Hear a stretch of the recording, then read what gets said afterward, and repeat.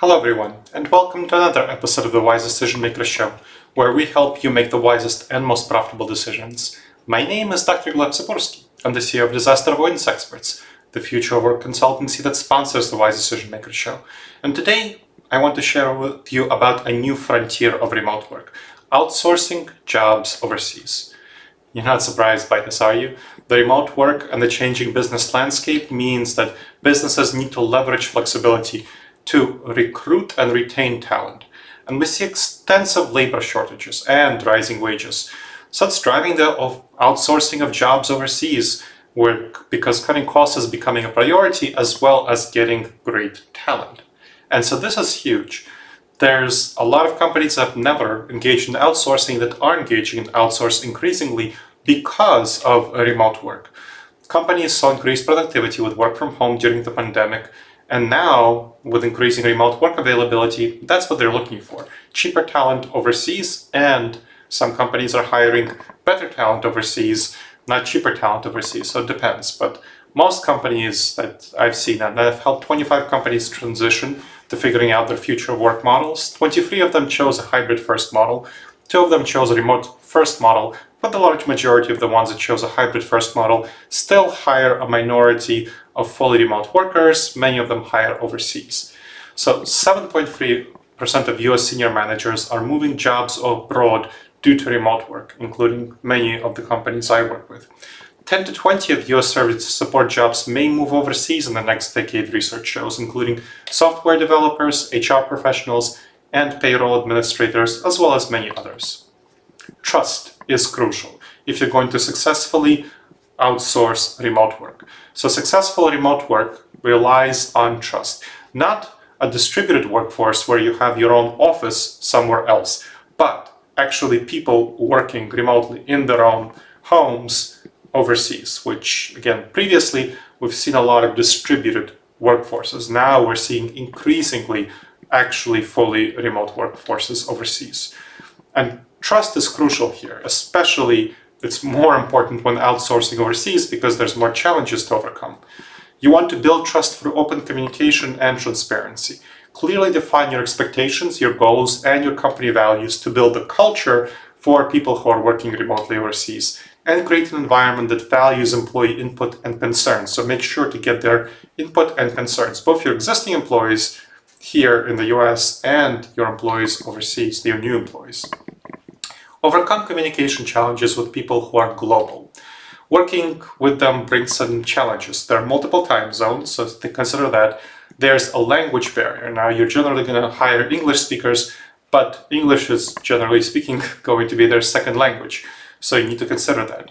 And you want to overcome these challenges through prioritizing flexibility, including in asynchronous communication. And that can help a lot with the time zone differences. And create a system for employees to share updates with foreign colleagues, so you collaborate well together. And you can use a lot of project management tools to do that, for example. And offer language support or training to bridge communication gaps. So sometimes you'll hire people for whom English is a second language, and you'll discover that they need some better English in some areas. So you want to provide that language training service as part of doing so. Adapt your leadership styles for global remote teams. And that means adapting to cultural differences. What works for US employees may not work elsewhere. So learn about the cultural style of the employees in the place that you hire. So cater to individual needs and preferences of these employees. And you will need to have empathy and understanding if you're going to be a successful manager of remote teams. So what technology and infrastructure do you need? That includes upgraded communication tools that are going to be a fit for global communication, robust cybersecurity measures for people who are working remotely from developing countries, if you're going to be hiring from those, for example. Ensure employees have access to necessary resources. So, for example, some countries, I've had clients who hired employees in, for example, the Philippines or Nigeria, and they sometimes had blackouts. So we worked with finding generators for employees in the company, sponsoring that for employees in their local area so that they can have access to electricity to work on their internet. So navigate data privacy regulations and compliance requirements. Different countries have different regulations and compliance requirements, so you must be prepared to navigate various complexities. Now, there are some pitfalls. You can have a risk of alienating your local employees here who might be threatened by job loss. So address their concerns openly and honestly. Emphasize that you're committed to your existing workforce, but you might hire, and you are going to hire, future employees elsewhere.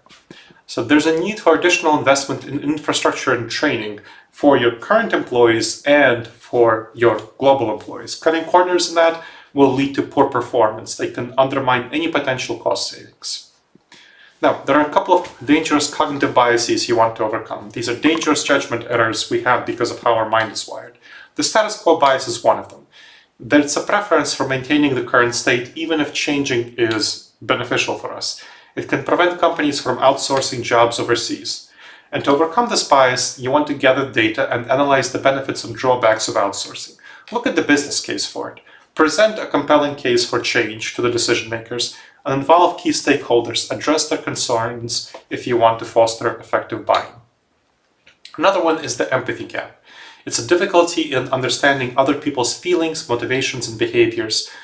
Often this is about when the people are different from us. So people who are different from us, we have trouble understanding their emotions, their motivations, their behaviors.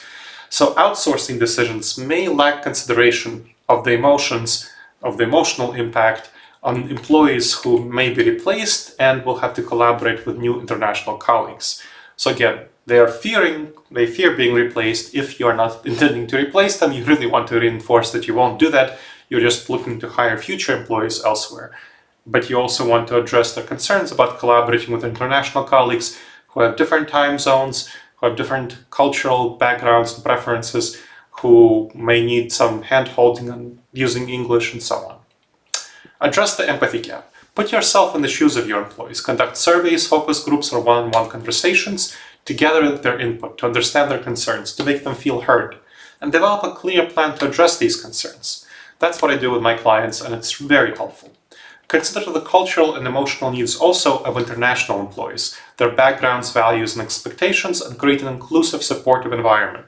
So again, train your employees and train who are current local employees and your international employees on how to work together and create policies that are going to be fostering a culturally inclusive environment. Cost benefits and diversity. Worldwide acceptance of remote work has made outsourcing clearly a new frontier where companies are competing. Global workforce provides a deep talent pool and labor cost savings. Hiring overseas can improve diversity in terms of DI, thinking styles, and cultural perspectives, which of course helps breed innovation. Navigating international remote work challenges. Here's what you need to do. Careful planning, and you need to shelf to your culture, to prioritize trust building locally and globally. Adapt your management styles for remote work overseas. Invest in the necessary infrastructure and technology. Ensure clear communication across various language barriers and time zones. And consider how you will address the concerns of your existing employees as well as, of course, those you will hire. The benefits are huge. You'll unlock the potential of a truly global workforce, create a more connected, diverse, and cost-effective team, and this is just a huge benefit for the clients that I'm working with that they're reaping by outsourcing remote work overseas. All right, everyone. I hope you benefited from this episode of the Wise Decision Maker Show. Please subscribe wherever you checked out the show and leave a review. It helps others discover the show and it helps us improve the show.